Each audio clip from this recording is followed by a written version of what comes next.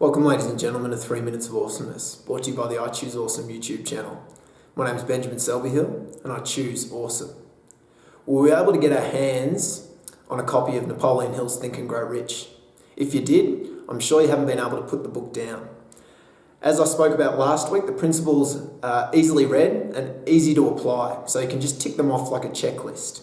For those of you that weren't able to get your hands on a copy, I still strongly recommend you try and find one and even just read the introduction. So see if it grabs you, and if so, continue reading it. If not, remember the point that I reinforced last week.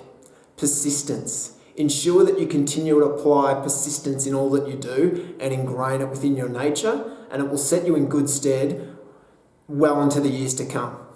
Now, the topic up for discussion this week is that of compromise.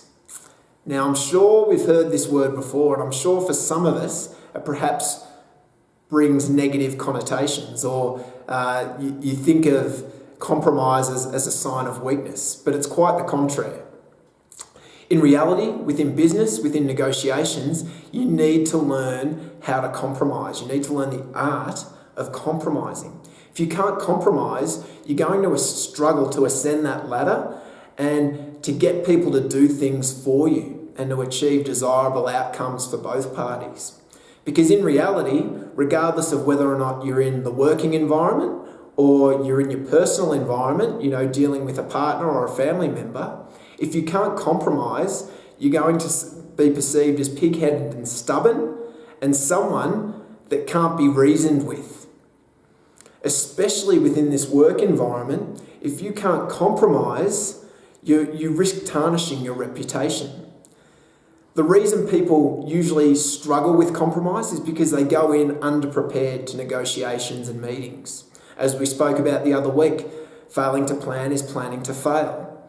Whenever I go into a meeting, I go in with a list or a piece of paper with my ideal or my super outcome, what I'll settle for, and then what I won't settle for. And to the side, I'll write down my bargaining chips, the things that I can use to wager as leverage in order to get something back and make up that ground to achieve my minimum outcome. So the challenge for you this week, ladies and gentlemen, or the task rather, is I want you to come up with a hypothetical circumstance of a meeting or a negotiation. And then, or if you've got a real meeting or a real negotiation approaching, you can utilize these tactics that I'm going to share with you. I want you to write down your ultimate outcome, your number one, the best thing, everything going to plan, you'll get this. In the middle of the page, write down what you'll settle for, the minimum, and then down the bottom, what you just won't accept, what's unacceptable. Then to the right, write down your bargaining chips, the things that you've got to use as leverage to help get that negotiation over the line. Utilize that plan when you go into those meetings and just get well versed with it so that you're comfortable with it and you know what your limitations are and what you've got to use to your advantage. With that being said, ladies and gentlemen, choose awesomeness in all that you do for the week to come. If you haven't already, subscribe to our YouTube channel and be sure to share it with your friends, family and work colleagues.